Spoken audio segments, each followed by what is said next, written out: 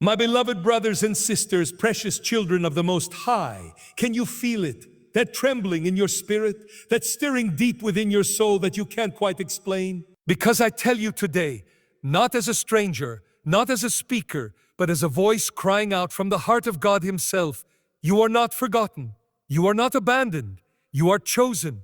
You see, life has bruised many of you.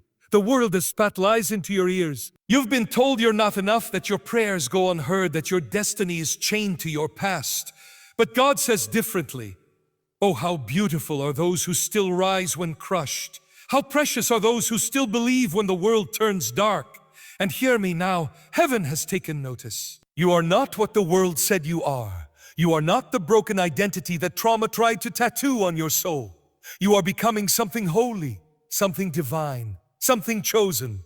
The Lord has whispered into the silence of your weeping nights and said, my child, I have set you apart. I have called you by name. I am forming you into something the earth has not yet seen. Oh yes, the crushing was necessary. The isolation was sacred. The fire, it was the refining, not the end. Because the next chapter is not a fall, it is a rise. And today I am here to declare to you with the authority of heaven, this is what you're becoming next. Not forgotten, not forsaken, but chosen, anointed, set apart for glory. Let us begin. There are moments in life where everything seems to collapse. You pray and it feels like the heavens are sealed. You cry and there is no answer. You look around and not a single soul understands the pain you're carrying in silence. And you wonder, Lord, where are you? You ask, why this suffering? Why this pressure? Why this crushing? But listen closely now, beloved, that crushing was never to kill you. It was never to break you into pieces and leave you there. No, that crushing was to reveal who you truly are in God, because gold is not formed in comfort. Diamonds do not emerge without pressure. And oil does not pour until the olive is pressed. The world has lied to you. It told you suffering meant God had turned His back on you. It said rejection was proof you weren't chosen. But the truth is, your pain has been proof of your purpose. Every moment you felt hidden, overlooked, or abandoned, it wasn't the absence of God. It was the process of heaven shaping you for a divine calling. Because He disciplines those He loves. He refines those He trusts. He breaks what He plans to use mightily. The crushing has made you feel weak. Heaven sees someone who is finally letting go of pride, finally surrendering the ego, finally releasing the illusion of control. And in that surrender, you've become usable clay in the potter's hands.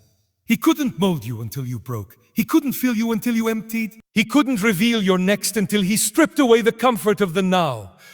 Do you remember those nights when your pillow was soaked in tears and no one saw? God did. He counted every tear. He stood right beside your bed, not saying a word, just holding your spirit while the storm raged. You thought you were being buried, but heaven was planting you. And now the time has come for the soil to crack, for the roots to take hold, for the sprouting to begin. You are not dying. You are emerging. People walked away. Doors slammed shut, opportunities vanished. But all of it had to happen because where God is taking you, not everyone can follow. He separated you not to punish you, but to protect what He's growing inside of you. That crushing season, so lonely, so misunderstood, was sacred ground. It was holy ground. You were walking through a fire lit by divine hands, and though it burned, it did not consume you. Can you not sense it now, that something in you has shifted the way you pray, the way you see the world, the way you no longer crave the applause of man? This is not weakness, this is awakening. This is what the crushing has produced.